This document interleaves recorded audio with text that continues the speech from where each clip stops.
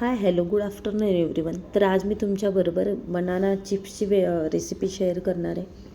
त्यासाठी ही वेगळी केळी मिळतात बनाना चिप्ससाठी, आणि ही केळी डझनवर नाही तर किलोवर मिळतात. तर हे 80 रुपये किलोने 4-5 केळी आली होती.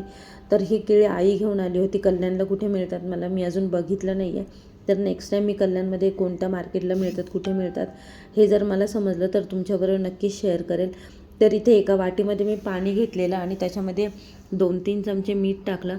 त्याच्यानंतर ही केळं सोलून घेऊया. ॲक्च्युली माझा पहिला केळ सोलण्याचा प्रयत्न म्हणा तो फसला किंवा मला नाही जमलं ते. तर मी असं आपण बटाटे वगैरे सोलतो त्याप्रमाणे ते मला सोलावं लागलं.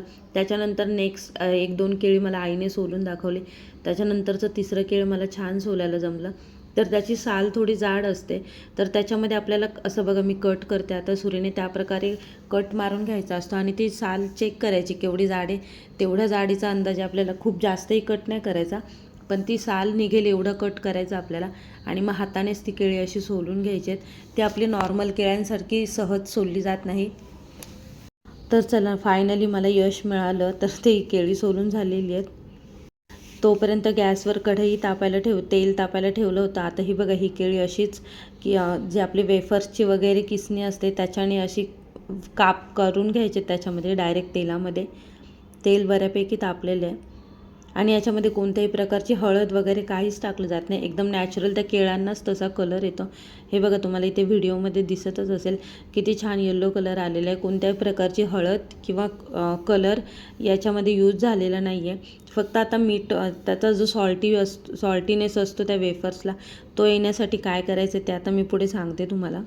हे बघा हे जे आपण मगाशी मिठाचं पाणी वाटीमध्ये केलं होतं, तर ते पाणी 1 चमचा ह्या कढईमध्ये टाकायचं. थोडं लांबून टाकायचं कारण ते नंतर असं पाणी उडतं. आणि मग अशाच प्रकारे त्या सगळ्या वेफर्सला आणि थोडंसं मिक्स करून घ्यायचं. अशाच प्रकारे सगळ्या त्या वेफर्सला तो मीठ लागलं जातं. आणि जो आपण दुकानातून वेफर्स आणतो त्याच्यामध्ये जो सॉल्टीपणा आलेला असतो, तर हे वेफर्स असेच तयार केलेले असतात. हे बघा असे दाखवले तर कुणाला कळणारही नाही हे दुकानातून विकत आणलेले आहेत की घरी बनवलेले आहेत. तर अशा प्रकारे आपले छान घरच्या घरी आपले केळीचे वेफर्स रेडी आहेत. तर चला आता मी तुम्हाला दाखवते किती वेफर्स तयार झालेत. कमी प्राईजमध्ये, कमी याच्यामध्ये खूप जास्त वेफर्स तयार होतात.